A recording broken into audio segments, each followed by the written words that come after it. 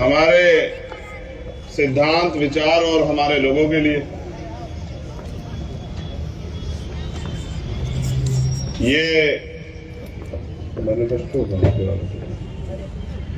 न्याय अधिकार महासम्मेलन, इतना प्यारा सुंदर मंच, देश की राजधानी, यहाँ उपस्थित सभी सम्मानित श्रोतागण, बहुजन मीडिया के हमारे हिम्मतवर, ताकतवर, संघर्षशील साथी, आपके बगैर तो कोई आंदोलन सफल होता ही नहीं।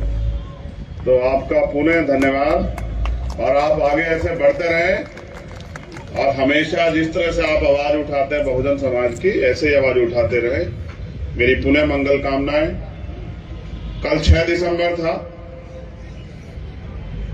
डॉक्टर बाबा साहब अम्बेडकर जी का परिनिर्वाण दिवस।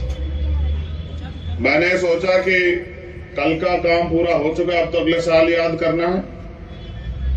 तो दिल्ली में अभी क्या हो रहा है, अब तक तो ठंड का भी माहौल हो चुका, हमारे लोगों को चले जाना चाहिए था। जो जिम्मेदारी थी आपकी 1 दिन की, वो तो पूरी कर दी है। 2-2 दिन सम्मेलन क्यों कर रहे हो, क्यों वक्ता बुला रहे हो, क्यों बातें कर रहे हो? अब तो 364-65 दिन बाद जागना है।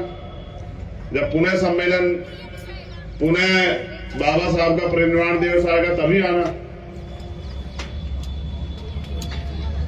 क्योंकि हमारे लोगों को लगता है कि 1 दिन के सम्मेलन से, 1 दिन के आंदोलन से, 1 दिन के महापुरुषों के परिनिर्वाण को मनाने से उनकी जिम्मेदारियां पूरी हो जाती, और हम दूसरे लोगों पे, दूसरे संगठनों पे, दूसरी पार्टियों पे चिल्लाते रहते हैं। मैं समझता हूं न्याय अधिकार महासम्मेलन करवाने वाले साथी धन्यवाद के पात्र हैं। इसलिए धन्यवाद के पात्र हैं क्योंकि उन्होंने एक प्रोग्राम बना के हम लोगों को एक अवसर दिया कि हम एक मंच पे आके अपनी बात को रख सकें। जंग में कागजी अपराध से क्या होता है, जंग में कागजी अपराध से क्या होता है, हिम्मतें लड़ती है, तादाद से क्या होता है।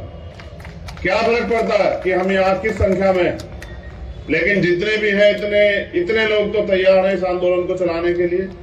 इतने लोग तो तैयार हैं 2 दिन से महापुरुषों के मिशन पे काम करने के लिए। ये बहुत, जब एक महापुरुष संकल्प करके इतने बड़े बड़े काम करके गए, जब इतने सारे लोग जो यहाँ उपस्थित हैं और उनके परिवार के लोग, उनको सुनने वाले, उनको चाहने वाले, मानने वाले लोग धीरे धीरे काम करते रहेंगे, तो मुझे लगता है एक दिन हमारा आंदोलन सफल हो जाएगा।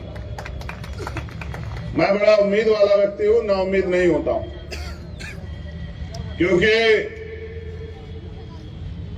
हमारे जितने पिछला अनुभव सब कहता है, जब हम महापुरुषों को पढ़ते हैं तो वे कहता है कि आंदोलन चलाना जरूरी है, क्योंकि देश तो आजाद 1947 में हुआ, लेकिन हमें अधिकार मिले 1950 में।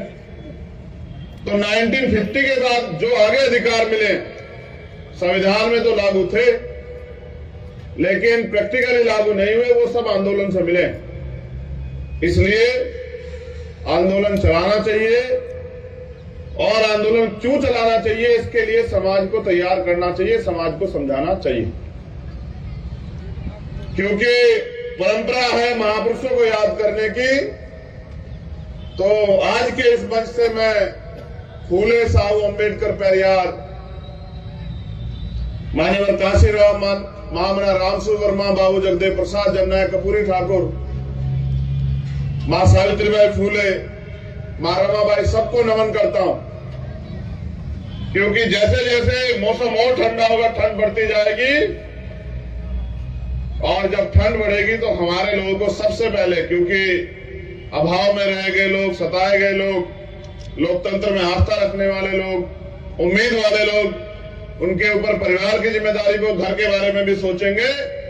तो मुझे लगता है 1-1.5 घंटे, 2 घंटे के भाषण से कुछ नहीं होने वाला। चंद मिनटों में जो मुद्दे हैं, मैं पूरी जिम्मेदारी से इन सभी मुद्दों का समर्थन करता हूं। इन सभी मुद्दों पे हमारा समर्थन है, और जब भी इस मुद्दों को लेकर कोई भी कार्यक्रम होगा, हम अग्रणी श्रेणी में रहेंगे, चाहे आंदोलन हो या कार्यक्रम हो। जब भी हमें याद किया जाएगा हम सबसे आगे रहेंगे। पिछले 2 दिनों में मुझे बताने में कोई हर्ज नहीं है, क्योंकि 6 दिसंबर को पूरे भारत में अपने अपने घरों पे तमाम संगठन पार्टी चलाने वाले लोग अपने अपने मुख्यालयों पे कार्यक्रम करते हैं, इसलिए 6 तारीख में ज्यादा लोग नहीं जुटे। और 7 तारीख में आज दिल्ली में हमारे जो लोग हैं, क्योंकि उन्होंने नगर पालिका का नगर निगम का चुनाव लड़ा है, वो सब लोग गिनती में बिजी हैं। वो सब लोग आज अपने संघर्ष की जो है समाज ने जो उनको दिया है उसके ऊपर निर्भर है। इस वजह से ज्यादा योगदान हम लोग इस प्रोग्राम में नहीं कर पाए। लेकिन मैं आयोजक साथियों से भी कहूंगा, पुणे जब वो कोई कार्यक्रम करे, हौसला ना त्यागे, एक बार चर्चा विचार करके करें। तो मैं पूरी जिम्मेदारी से कहता हूं कि समाज बहुत बलवान है, समाज बहुत ऊर्जावान है। एक नहीं हजारों ऐसे उदाहरण, चाहे 2 अप्रैल का हो, चाहे यहीं का जब दिल्ली में रविदास गुरु घर टूटा, तमाम उदाहरण है कि हमने बहुजन समाज के लोगों ने अपने झंडे और झंडे का सम्मान रखा, अपने आयोजकों का भी सम्मान रखा। पुणे सभी वक्तागणों के जो संदेश और संदेश दोनों पे अपनी बात को आगे बढ़ाते हुए मैं समझता हूं वाकई में हालात नाजुक हैं, और इन हालात नाजुक में हमें एकता के अलावा कोई चारा दिखाई नहीं देता।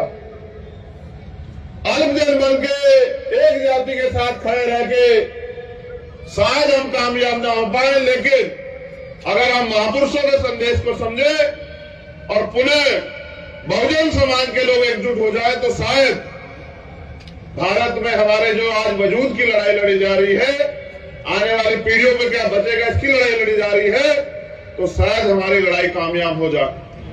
मैं तो आंदोलन चलाने वाले सभी साथियों में उम्र में सबसे छोटा हूं, लेकिन मेरा प्रयास रहता है कि मैं कभी भी अपने कार्य से निराश ना करूं। मैंने तो सीखा ये है और यही सिखाया है कि जब भी जहां भी जरूरत पड़े तन मन धन से तैयार रहना, अपने लोगों को निराश मत करना। और मैं अभी भी इस प्रयास में लगा हुआ हूं कि राष्ट्रीय स्तर पे बहुजन समाज के लोगों में एकता बने, और मुझे लगता है कि ये प्रयास भी आने वाले समय में सफल होंगे। लेकिन निराशा इस बात की है कि भारत में महापुरुष भी बताए, संविधान भी कहता है कि लोकतंत्र है, लोकतंत्र में जिनका वोट होता है उनका राज होता है। लेकिन भारत के लोकतंत्र में जिनकी संख्या ज्यादा है उन पर अन्याय अत्याचार भी ज्यादा है, और वो अधिकारों से भी सबसे ज्यादा वंचित है। इस मंच पे ये नाम नहीं बैठे, विचार बैठे हैं, व्यक्ति नहीं बैठे, संदेश बैठे हैं। मैं इस मंच का पुनः सम्मान करता हूं, क्योंकि हम उम्मीद को रखने वाले लोग हैं, हमारे कंधों में बड़ी जिम्मेदारी है। तो मैं आपसे ये अनुरोध करता हूं कि अपनी एकता को बना के रखिए। हम सब लोग, जैसा हमारे जिम्मेदार साथी ने कहा कि पूरा आंदोलन बैकवर्ड और फॉरवर्ड के बीच है, और आंदोलन अधिकारों का, ना धर्म का है, ना जात का, हिस्सेदारी का। मैं इस बात को और ताकतवर तरीके से संबोधित करता हूं कि आज के दलित और आदिवासी भी देश में पहले से अगर ज्योतिबा फूले को पढ़े, आधुनिक भारत में जो महापुरुष हुए, या डॉक्टर बाबा साहब अम्बेडकर को पढ़े, तो उनके आंदोलन हमें शिक्षा देते हैं कि हम अति शूद्र और शूद्र थे, हम अछूत और अति शूद्र थे। यानी कि हम सारे ही बैकवर्ड क्लास के लोग हैं, चाहे दलित हो, आदिवासी हो, या पिछड़े वर्ग के लोग हो, या माइनॉरिटी के लोग हो। तो मैं इस बात को और ताकतवर बल देता हूं कि ये पूरा आंदोलन अगड़े और पिछड़ों का आंदोलन है, और जब पिछड़े वर्ग के लोग अधिकारों के लिए लड़ने का काम करेंगे, तो डंडे और झंडे के साथ हम इस आंदोलन को सींचने का काम करेंगे, क्योंकि आने वाले नस्लों को जवाब देना है। लड़ाई आपकी मेरी नहीं है, हम तो जागरूक सजग लोग। आने वाली पीढ़ियों के हिस्से में क्या बचेगा? महापुरुषों ने संघर्ष से पेड़ लगाए और उसके फल हम लोग खा रहे हैं। आज अगर प्राइमरी स्कूल के हेडमास्टर का बेटा यहां खड़ा होकर बोलता है तो ये महापुरुषों के संघर्ष, बलिदान, त्याग के जो कारण जो हमें फल मिले हैं, जो अधिकार मिले हैं संविधान में, ये उनकी देन है। अगर वास्तविकता में ये अधिकार चले गए तो शायद कभी किसी हेडमास्टर, छोड़िए IAS IPS का बेटा भी यहां खड़ा होकर नहीं बोल पाएगा। मैंने बड़ी मजबूती से महसूस किया और मुझे हमेशा साथियों ने प्रेरित किया कि पढ़िए, क्योंकि मेरी उम्र कम है तो मैं ये तो नहीं कह सकता मैं 30 साल से आंदोलन चला रहा हूं या 40 साल से आंदोलन चला रहा हूं या 20 साल से आंदोलन चला रहा हूं। मैंने तो जो कुछ भी सीखा इस मंच पे बैठे हुए लोगों से या महापुरुष जो लिख के गए उससे सीखा।